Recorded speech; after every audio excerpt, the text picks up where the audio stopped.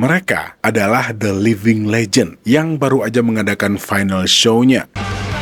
Ada yang nonton langsung nggak? Kalau ada, ini benar-benar once in a lifetime experience ya.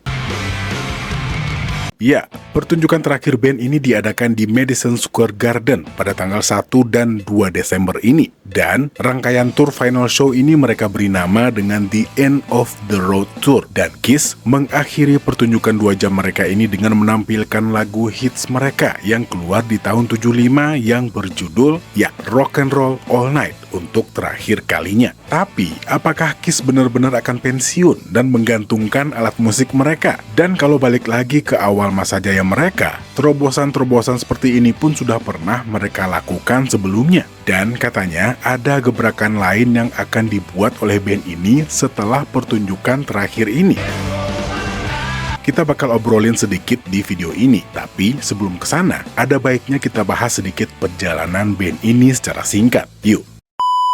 Assalamualaikum, halo teman-teman, selamat datang kembali di channel saya. Ya, Kiss adalah salah satu band rock paling berpengaruh dan terlaris dari tahun 70-an hingga awal tahun 2000-an. Mereka makin dikenal karena pertunjukan panggungnya yang teatrikal, yang juga melibatkan kembang api dan efek visual yang sangat memukau, termasuk pakaian dan riasan yang cukup mewah. Semenjak terbentuk pada tahun 73, mereka telah merilis lusinan album dengan lebih dari 100 juta keping terjual di seluruh dunia. Formasi band ini juga sempat mengalami beberapa kali perubahan selama perjalanannya. Sang gitaris Paul Stanley yang lahir dengan nama Stanley Eisen ini bertemu dengan Gene Simmons yang saat itu dikenal sebagai Gene Klein di New York City. Mereka kemudian bergabung dengan Steve Coronel, Brooke Ostender, dan Tony Zarella untuk membentuk sebuah band yang bernama Wicked Lester, yang adalah sebuah band rock and roll pada tahun 72.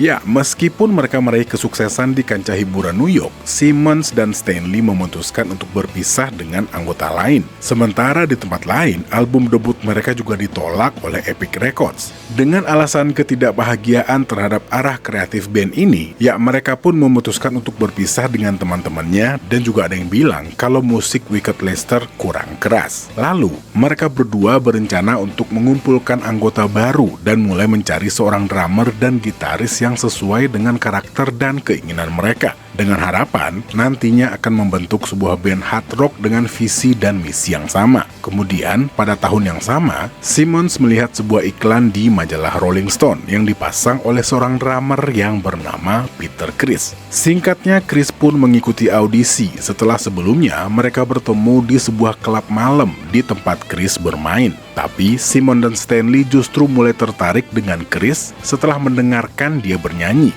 Dan tak lama Criss pun segera bergabung dengan Simmons dan Stanley.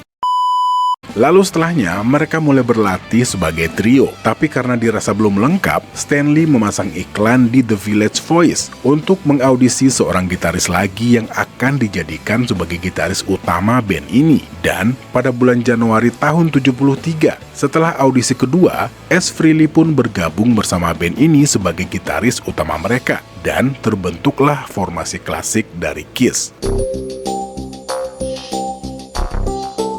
Dan segera setelahnya, Stanley mengusulkan nama Kiss yang muncul begitu saja setelah Criss menceritakan bagaimana dia dulu sempat bergabung dengan band yang bernama Lips. Dan logo band ini digambar oleh Ace Frehley. Dia menyusun nama tersebut menjadi Kiss dengan huruf SS yang menyerupai 2 petir, yang setelahnya logo ini disempurnakan oleh Stanley.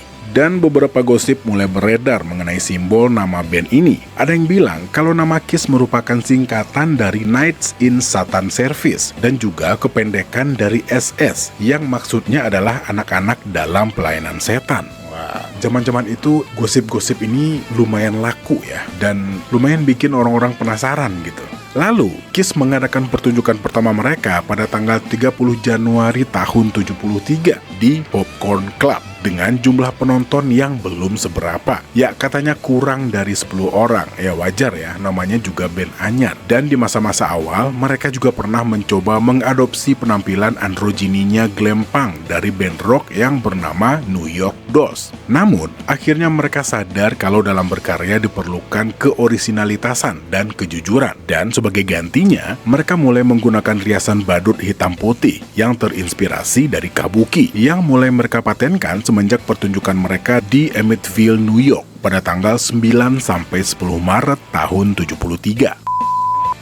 Ya, setiap anggota mengembangkan pesona yang berbeda dalam riasan dan cat wajahnya. Sang basis Simmons berdandan menjadi Demon, sang gitaris Paul Stanley sebagai anak bintang, S. Frehley si jagoan luar angkasa, dan Chris sang drummer sebagai si manusia kucing. Singkat cerita, pada bulan Agustusnya, pada sebuah pertunjukan di Hotel Diplomat di Times Square, Kiss menarik perhatian Bill Aucoin, yang juga adalah seorang mantan sutradara di stasiun televisi, dan yang kemudian juga menjadi manajer mereka. Aucoin memutuskan untuk menjadikan penampilan Kiss lebih dramatikal dengan membeli mesin kabut, lift untuk drum, dan kostum berbahan spandex. Dan tidak butuh waktu lama, 2 minggu kemudian, tepatnya di tanggal 1 November tahun 73, Bill mendapatkan kontrak dengan Casablanca Records yang baru saja lahir pada saat itu, yang akhirnya juga memproduksi rekaman debut self-titled band ini pada tanggal 18 Februari tahun 74, dan setelahnya mereka pun memulai tur dan promo TV.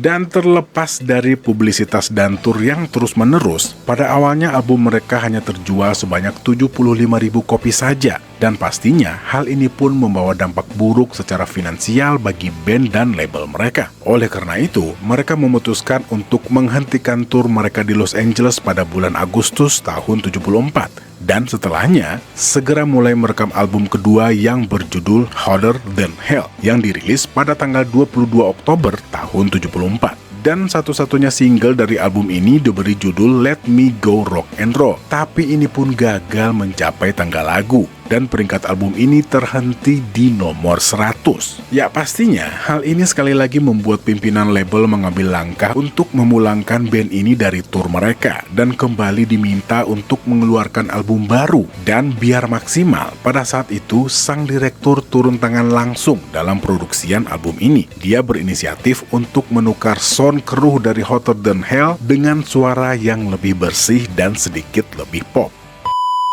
Dan album mereka yang diberi nama Dress to Kill pun dirilis pada tanggal 19 Maret tahun 75. Walaupun tidak berdampak secara signifikan, tapi album ini lebih baik secara komersial daripada Hotter Than Hell.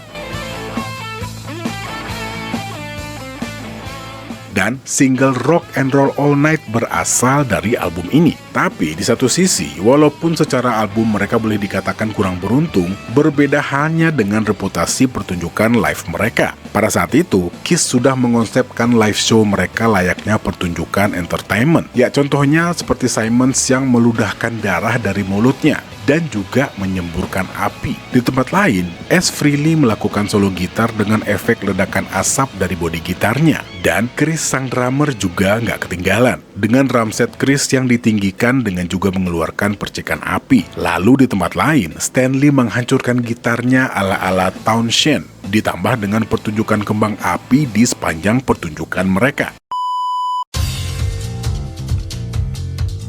Dan hal yang dikhawatirkan selama ini pun terjadi. Di sekitaran pertengahan tahun 75, Casablanca hampir bangkrut, dan Kiss secara tidak langsung juga terancam akan kehilangan kontrak rekaman mereka. Dan mau nggak mau, kedua belah pihak harus membuat terobosan komersial jika mereka ingin bertahan.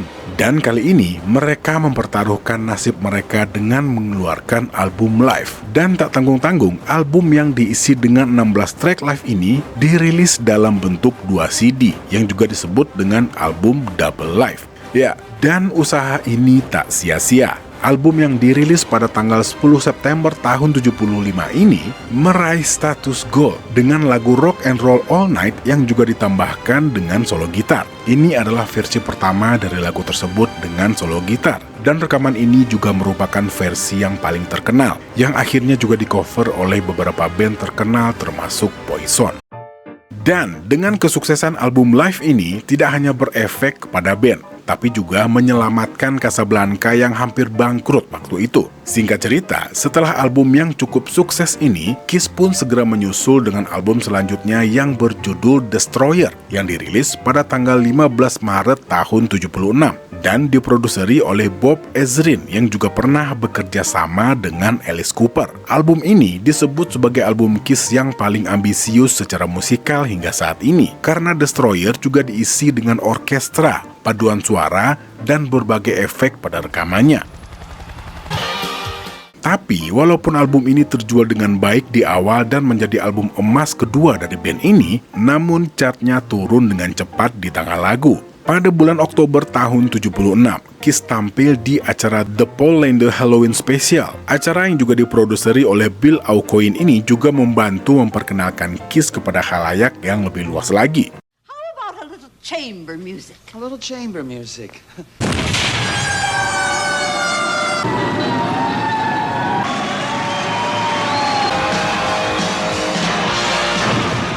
Dan selanjutnya, band ini merilis dua album yang sangat sukses yang juga dirilis dalam waktu kurang dari 1 tahun. Album Rock and Roll Over yang keluar di tanggal 11 November tahun 76 dan album dengan judul Love Gun yang dirilis pada tanggal 30 Juni tahun 77. Dan pada tanggal 14 Oktober tahun 77, album live kedua dari band ini pun segera dirilis. Ketiga album ini mendapatkan sertifikasi platinum tak lama setelah dirilis. Lalu, antara tahun 76 dan 78, Kiss sudah memperoleh pendapatan sekitar 17,7 juta dolar dari royalti rekaman dan penerbitan musik mereka. Dan Kiss pun dinobatkan sebagai band paling populer di Amerika berdasarkan jejak pendapat yang dikeluarkan oleh Gallup pada tahun 77. Dan tak hanya di Amerika, di Jepang pun Kiss menjadi band yang laris manis. 5 pertunjukan mereka terjual habis di Budokan Hall Tokyo yang memecahkan rekor The Beatles dengan hanya 4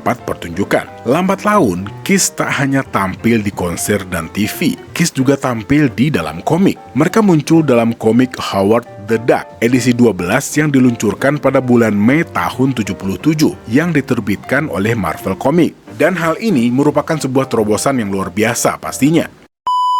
Dan pada tanggal 2 April tahun 78, band ini mengeluarkan album kompilasi pertamanya dengan nama Double Platinum. Album ganda ini berisi versi remix dari lagu-lagu hits mereka, termasuk lagu Strutter 78 yang direkam ulang dari album pertama band ini.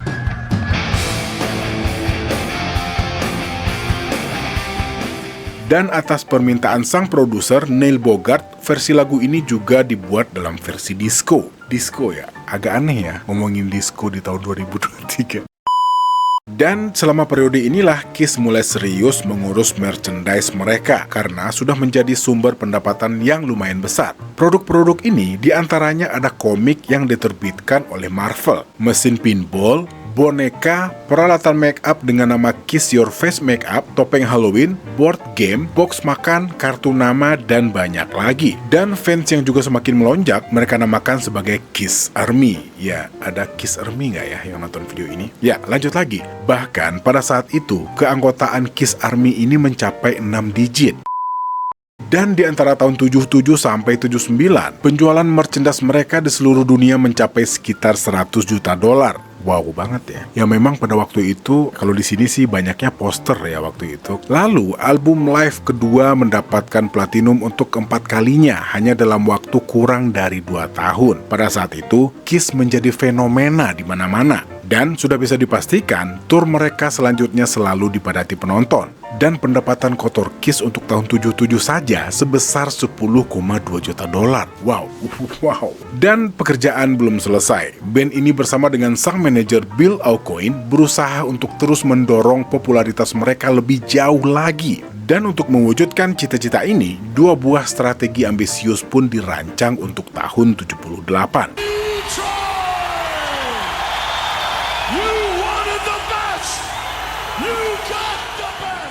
Ya, strategi pertama adalah dengan perilisan album dari masing-masing anggota KISS. Walaupun ada klaim bahwa album-album solo tersebut bertujuan untuk meredakan ketegangan yang meningkat di dalam band, tapi di sisi lain, isi kontrak rekaman mereka pada tahun 76 termasuk di dalamnya bahwa mereka harus mengeluarkan 4 rekaman solo. Yang akhirnya, masing-masing album ini dihitung setengah album dari perjanjian, yang seharusnya mereka harus mengeluarkan 5 album. Ya, ngerti ya maksudnya? Kan sepertinya setiap kontrak mereka itu mereka mengharuskan mengeluarkan 5 album. Dan buat album solo ini 2 orang dihitung 1 gitu. Jadi kalau ada 4 berarti ada 2 album dan ditambah dengan 3 album studio jadinya 5. Oke ya, sip. Dan katanya ini benar-benar pure album solo. Dalam artian setiap member KISS benar-benar ngerjain album ini masing-masing tanpa ada campur tangan dari personel lain. Tapi album-album tersebut tetap dimasukkan ke list albumnya KISS.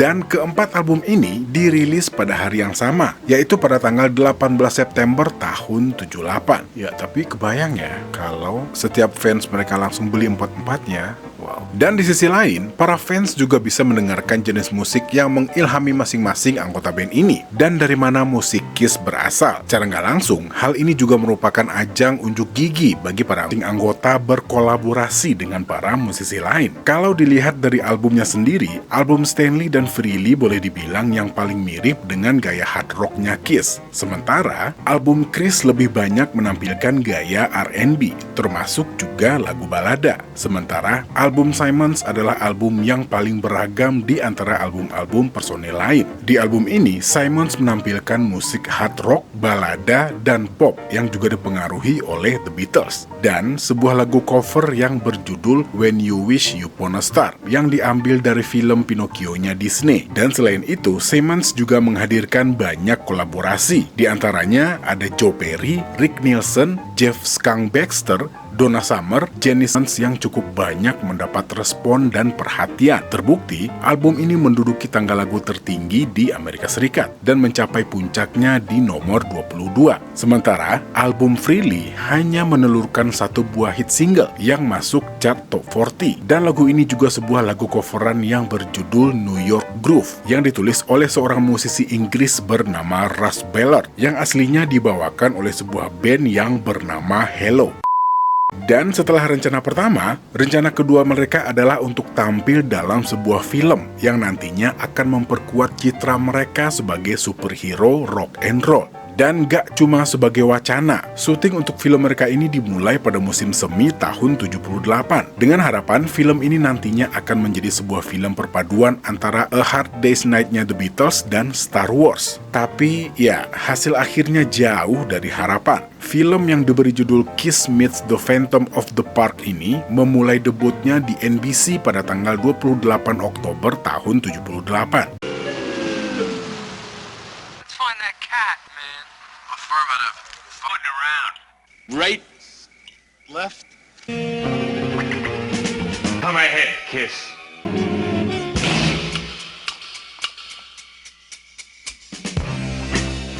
Dan setelah melakukan banyak perubahan, akhirnya film ini dirilis di luar Amerika Serikat pada tahun 79 dengan judul Attack of the Phantoms. Dan para anggota band sendiri mengatakan ketidaksenangan mereka dengan hasil akhir film tersebut dalam sebuah wawancara setelahnya. Dengan rasa malu dan menyesal, mereka menyatakan bahwa mereka lebih terlihat seperti badut daripada superhero. Dan dengan kegagalan ini mengakibatkan retaknya hubungan antara band dan manajer mereka, Bill Aucoin. Ya, banyak yang terjadi hingga tahun 79.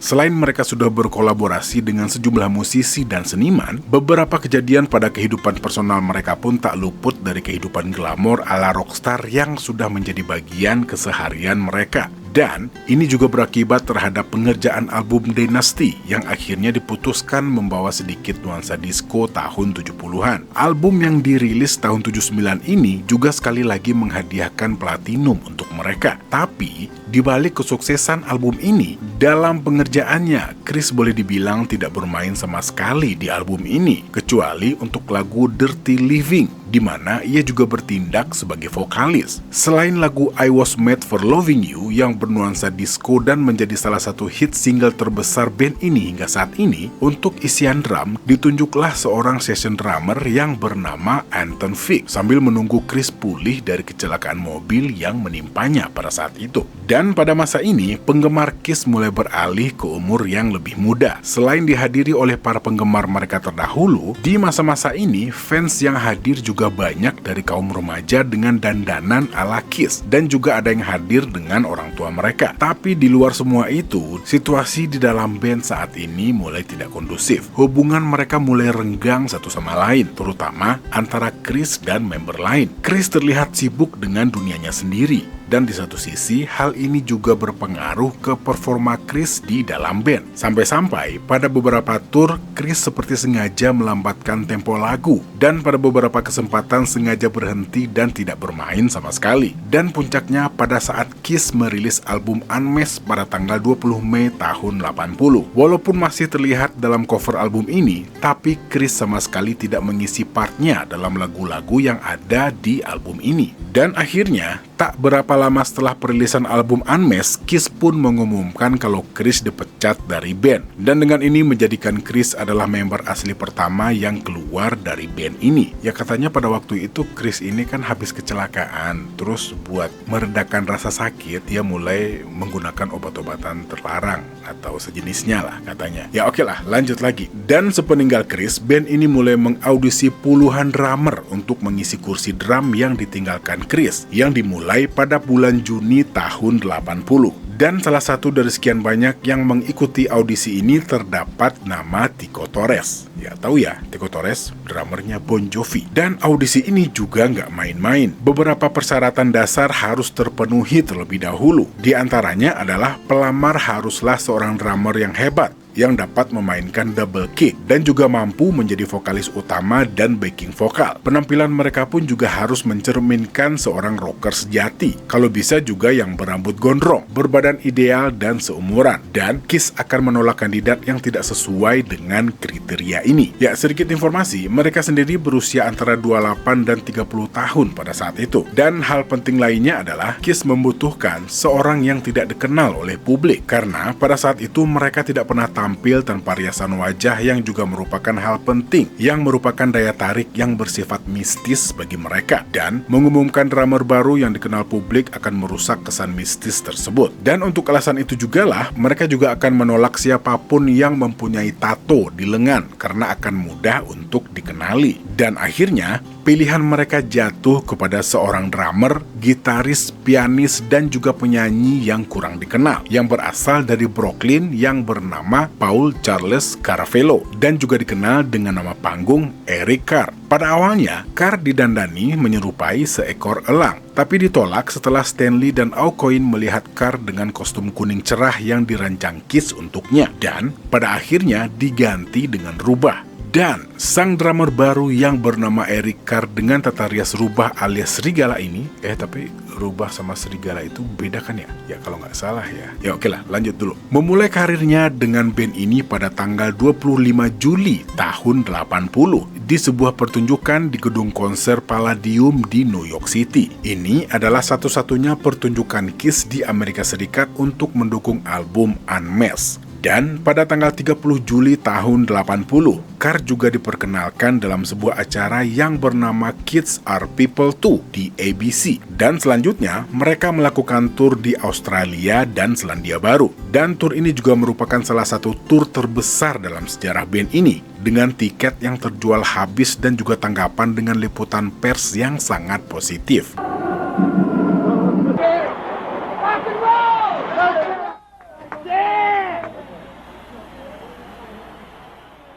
Dan setelahnya, untuk mengulang kesuksesan album Destroyer, mereka kembali bekerja sama dengan Bob Ezrin dengan harapan album mereka yang diberi nama Music from the Elder ini akan kembali menampilkan gaya hard rock yang membawa kejayaan band ini. Tapi menurut para kritikus, bukan hard rock gaya Kiss yang terdengar dari album ini, melainkan lebih banyak isian trompet, harpa, dan synthesizer abad pertengahan.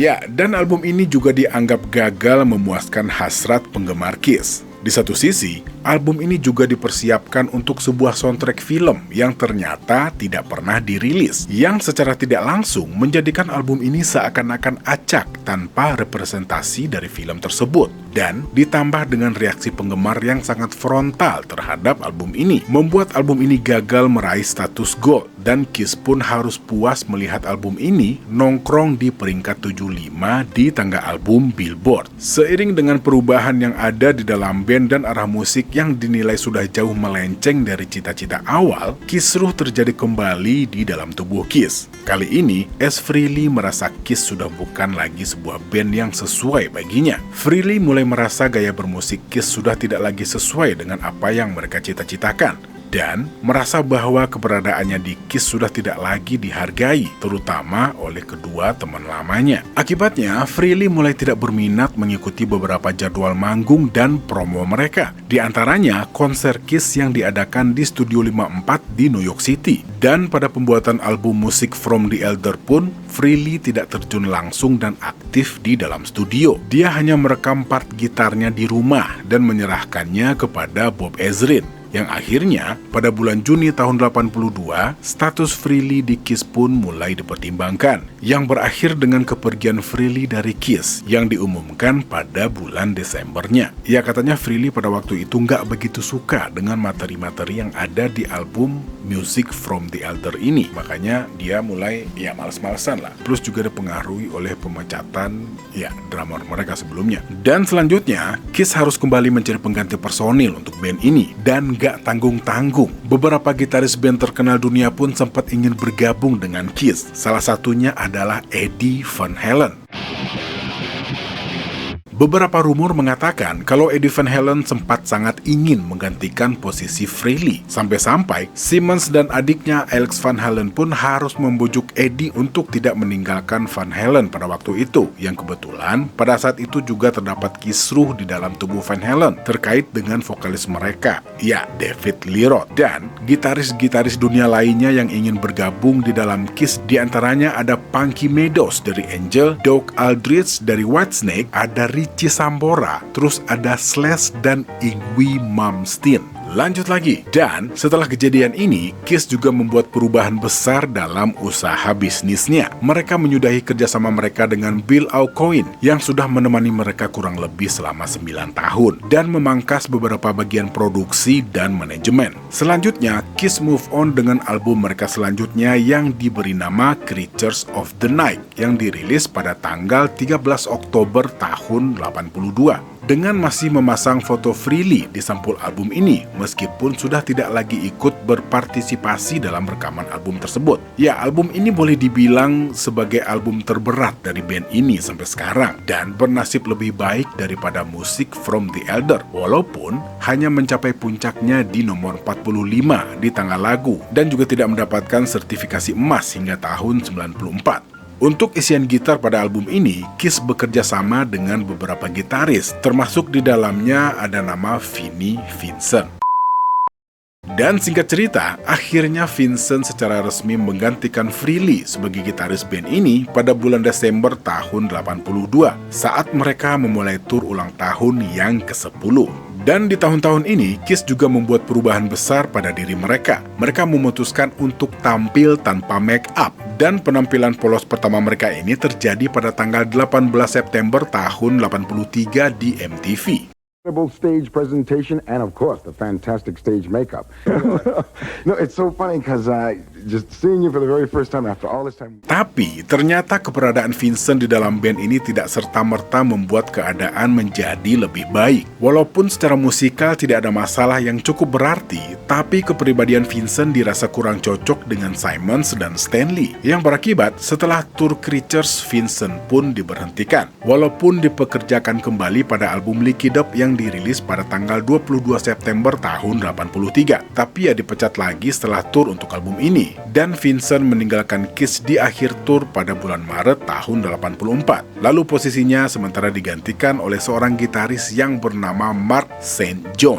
Dengan John, Kiss kembali merilis album yang berjudul Animalize yang dirilis pada tanggal 13 September tahun 84. Dan album ini mengikuti kesuksesan Lick It Up yang mendapatkan sertifikasi emas, yang juga terbantu dengan MTV yang selalu memutar video Heavens on Fire dan menjadikan Animalize sebagai album terlaris band ini di Amerika selama 1 dekade yang terjual lebih dari 2 juta keping.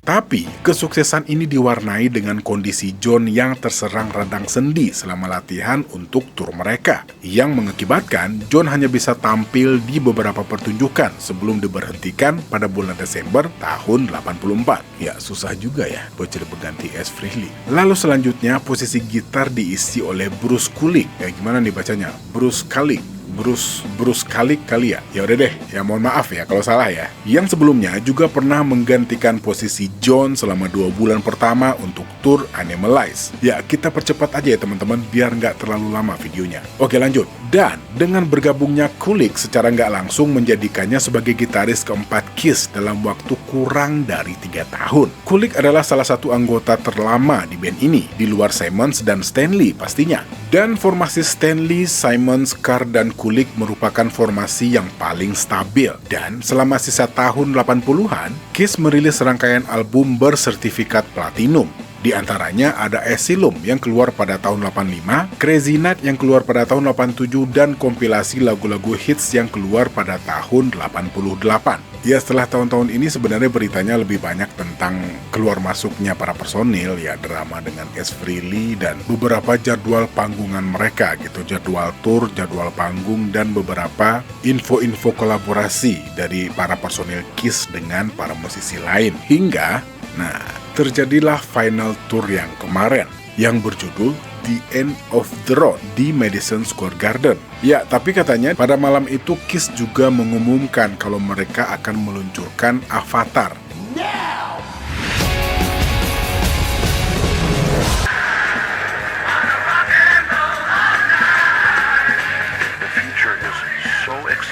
Ya nggak tahu ya, mungkin nantinya mereka bakal konser dalam bentuk animasi atau ya bisa jadi kayak waktu itu keputusan mereka untuk membuat film ya, walaupun ternyata gagal. Tapi ya mudah-mudahan kali ini apa yang mereka cita-citakan bisa berjalan dengan lancar. Dan katanya kemarin mereka juga langsung membuat sebuah pertunjukan virtual dengan menggunakan lagu God Gave Rock and Roll to You. Dan katanya teknologi mutakhir ini digunakan untuk mengisyaratkan babak baru band rock ini. Ya, setelah 50 tahun karir mereka di dunia musik ya. Ya, kalau kita bicara fakta dan kenyataan, memang para personil Kiss ini kan udah pada, ya boleh dibilang udah pada tua ya. Dan untuk tampil penuh energik udah nggak mungkin gitu. Jadi ini kayaknya salah satu cara dari Kiss untuk tetap memuaskan harapan penggemar mereka. Dan katanya mungkin nanti mereka juga bakal regenerasi. Saya pernah dengar di mana gitu infonya. Ya, oke lah. Kalau begitu kayaknya sekian dulu ya teman-teman video ini. Dan ini udah panjang banget. Katanya tadi cuma cerita sedikit. Tapi ya, kalau misalnya mau saya tuntasin semua, ini bakalan panjang banget.